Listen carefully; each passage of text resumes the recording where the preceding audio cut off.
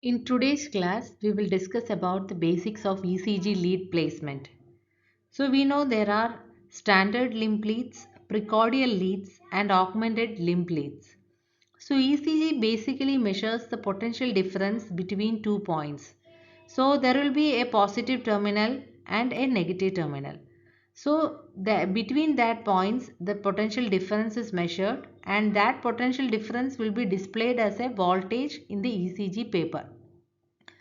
So the standard limb leads. Standard limb leads basically measure the potential difference between 2 points, simply 2 points.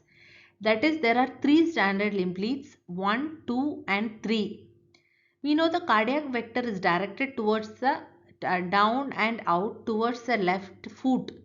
So the contraction will start from SA node, AV node and the ventricular will depolarize and contract basically from the towards the left foot. So the cardiac vector is directed towards the left foot. So the left side is always positive in standard limb leads. So the positive terminal in lead 1 is left arm and negative electrode is right arm. So the potential difference between these two points will be measured and it will be displayed in the ECG paper. While in lead 2 it is the left leg and right arm and lead 3 the left leg and left arm. So between these 2 points the potential is measured. So it records a bipolar potential and measures the difference between the positive and the negative electrode. So since it is the left side is always positive and we never get a positive terminal in the right side. So that has to be kept in mind. So right leg electrode is also put, which act as an electronic reference that reduce the noise, that reduce the inputs from other muscular fasciculations or other muscle contractions. So moving on to precordial leads. Precordial leads, here also there is a positive terminal and a negative terminal. So positive terminal are the sites at which we put the precordial leads, that is V1, V2, V3. We usually put V1 to V6, but there are V7, V8, V9 also, and that will act as a positive terminal, and negative terminal is known as Wilson's central terminus. So what is Wilson central terminus? That is the mean of the potential which is recorded from the right arm, left arm and left leg by the standard limb leads. So the negative input in precordial leads is the mean value of the potentials recorded at each of the three limb electrodes referred towards the Wilson central terminal. So Wilson central terminal circuit is as shown in this diagram. So here we have put a 5000 ohm resistance and the potential difference is of the mean of the three standard limb leads is taken and that will act as the negative input. While positive input is at the specific sites where we put the precordial leads. So we know it's always the negative terminal in the precordial leads is Wilson central terminal. And the V1 is kept at the right of the sternum at the fourth intercostal space, V2 at the left sternal margin at the fourth intercostal space, V3 we will discuss after discussing V4. V4 is at the mid clavicular line at the fifth intercostal space and V3 is kept between V2 and V4.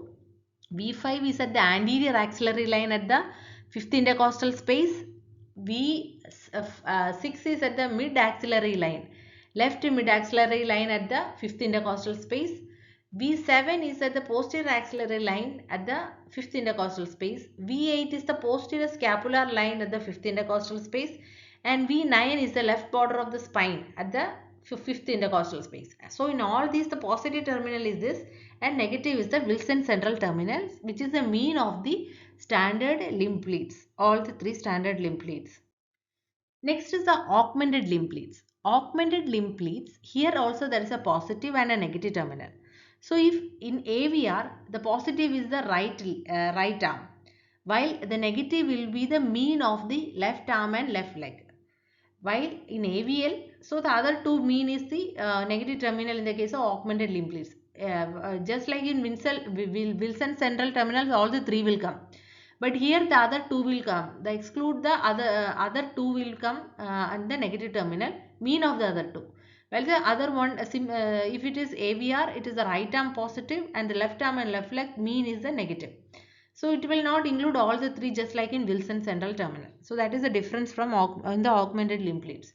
If it is AVL, it is left arm while the mean of the right arm and left leg will be the negative terminus, and AVF left leg and mean of the left arm and right arm will be the negative terminus. So the advantage here is the in Wilson central terminus, if we use that, the same electrode potential is also included in the Wilson central terminus.